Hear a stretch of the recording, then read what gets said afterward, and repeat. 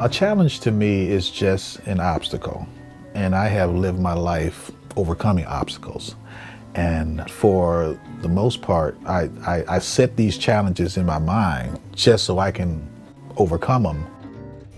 I was running a salon, had music I was working on, I was trying to get through. I was working on a couple of books.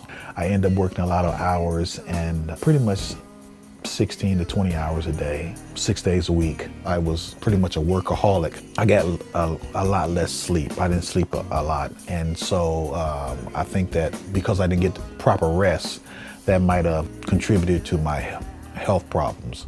One particular day I was at my mom's house and I looked at my hand and my hand was moving in slow motion.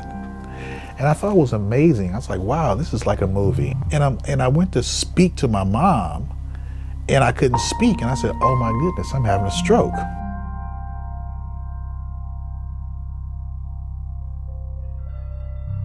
My dad was like superhero dad. Did everything, never saw him cry. He never slept. Someone so strong, see them succeed at almost everything they do. It's almost like nothing can hurt them. Bigger than you, stronger than you, and then all of a sudden one day, helpless.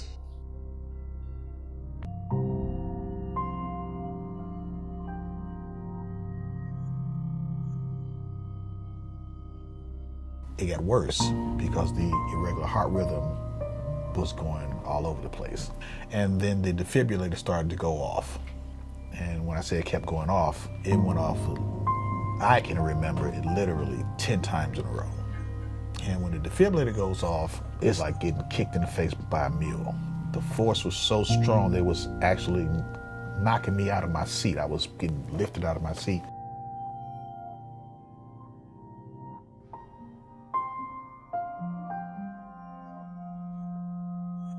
Mr. Pearson underwent 2 ablations. The first one that tackled one of his ventricular tachycardias. And on the first one, we saw that he had a hemodynamically unstable one. And when I say hemodynamically unstable, we mean that is more serious, it is more life-threatening. It causes a drop in your blood pressure and can potentially cause death. And so 2 days later, we took him back to the lab and we did the ablation for the second ventricular tachycardia, which was the more serious one. They told us that his heart wasn't strong enough to make it through the surgery and that we needed to prepare ourselves because he possibly may die on the operating table. We grew up with great grandparents and you want your kids to experience the same kind of childhood or better than you had, and it can be ripped away from them. So it was really kind of scary and sad, but we had faith and knew that he would make it through it. I was very fortunate to have such loving family members with me day and night, sleeping in the hospital, making sure everything's all right. And with that kind of love and support, it left my mind at ease. Family is basically everything to us.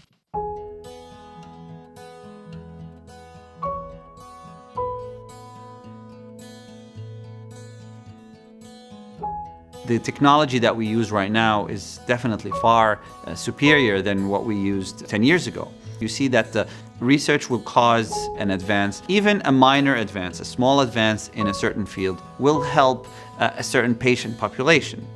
We're talking about somebody who could be my father, your neighbor, your friend.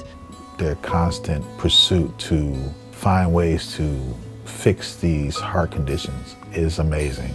With ongoing research, I think that more and more families would experience what I have experienced, which is more than just a second chance, but a third and a fourth and a fifth chance. I saw my last 2 grandchildren come into the world, and that was the most amazing, miraculous thing ever. And I thank God that I was alive to see them come into the world. And I cherish every moment with them.